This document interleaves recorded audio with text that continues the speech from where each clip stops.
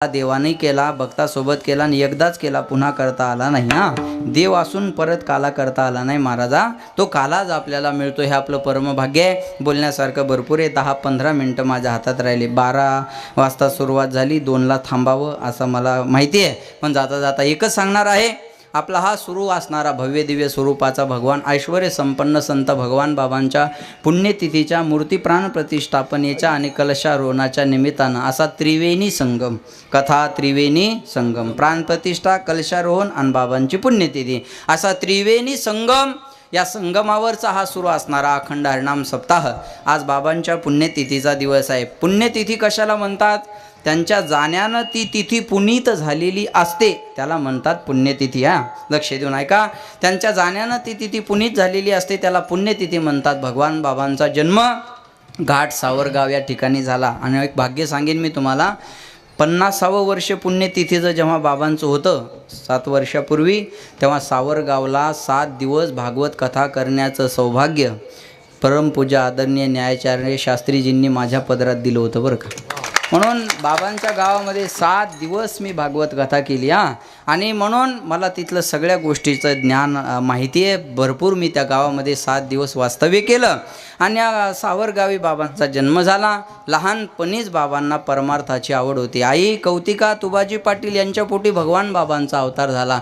कौतिका आई तुबाजी पाटील भावार्थ रामायणाची कथा ऐकायचे आणि ते रामायण ऐकून हनुमंताचं चरित्र ऐकलं आणि आईच्या मनामध्ये असं आलं की हनुमंतरायासारखा मुलगा जर माझ्या पोटी जन्माला आला तर, म्हणून महाराज म्हणतात शुद्ध बीजा पोटी फळे रसाळ. म्हणून भगवान बाबांचा त्या घरामध्ये जन्म झाला. पण ऐका, सूर्योदयाच्या समयाला भगवान बाबा जन्माला आले आणि त्या वाड्यातले 108 दिवे त्या ठिकाणी लागले. हा बाबांच्या जीवनातला पहिला चमत्कार आहे. आणि बाबा लहानपणी शाळेत 4थीपर्यंत गेले. नंतर दिंडी पंढरपूरला चालली होती, त्या दिंडीमध्ये पंढरपूरला गेले. सगळ्यांना इतिहास माहिती आहे, मी थोडक्यात सांगतो. आणि पंढरपूरला गेले, माळ घालून घरी आले. मग घरात नाही गेले, मंदिरात थांबले. आणि मंदिरात थांबल्यानंतर घरच्यांनी विचारलं, भगवान बाबाचं पहिलं नाव आबा होतं. आबा कुठं आहे, आबा कुठं आहे? म्हणे आबा पंढरपूरला वारीला गेला.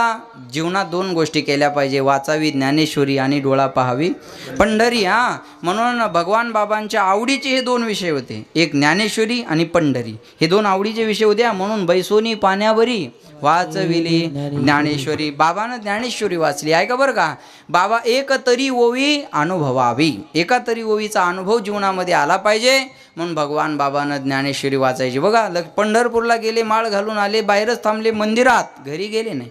घरचे म्हणले आबा घरी का येत नाही? म्हणले सर्व माळकरी झाल्याशिवाय मी घरी येणार नाही. पहिली आठ होती भगवान बाबाची, लोकांनी माळकरी व्हावं. म्हणून आमदाराचा बाकी आदर्श घ्या नाही घ्या मला काही माहीत नाही, पण त्यांच्या गळ्यात माळ आहे एवढा आदर्श नक्की घ्या. एवढा आदर्श घेतला पाहिजे महाराजा. पवित्र तुळशीची माळ गळ्यामध्ये आहे, हा आदर्श फार चांगला आहे. लक्षात ठेवा. काय कमी आज? दुसऱ्या वेळेस आमदार असून सगळी गोष्टी जवळ आहेत ना महाराज. खरं तर तुम्ही जे करायचं ते करायला पाहिजेत, बरोबर आहे ना? कमी नाही ना कशाची. ज्यानं 300 रुपये रोजानं जायचं आणि संध्याकाळी 200ची प्यायची, काय फायदा आहे? आज यांच्याकडे काय कमी आहे? कोणती बी घेऊ शकतात नाही. बरोबर आहे का नाही? नाही, मग मी स्पष्ट बोलणारा माणूस आहे. पण महाराज पवित्र तुळशीची माळ गळ्यात आहे, हा आदर्श घेतला पाहिजे आपण सगळ्यांनी. हा आदर्श घेतला पाहिजे, लक्षात ठेवा. म्हणून निर्व्यसनी व्हावं बाबांचं हे पहिलं ध्येय होतं. मला आनंद वाटला, एवढे सारे तरुण पोरं सप्त्यात आहेत. पण तुम्हाला माझे हात जोडून विनंती आहे दादा, तुम्ही माळकरी व्हा, तुम्ही माळकरी व्हा. सांगू तुम्हाला, जेवढे संसार व्यसनानं उद्ध्वस्त केले तेवढ्या ओल्या दुष्काळानं नाही केले. जेवढे संसार दारूनं उद्ध्वस्त केले तेवढे बेरोजगारीनं नाही केले. म्हणून माझी विनंती आहे तुम्हाला, दारू गांजा मटक्या गुटक्यात आयुष्य बर्बाद करण्यासाठी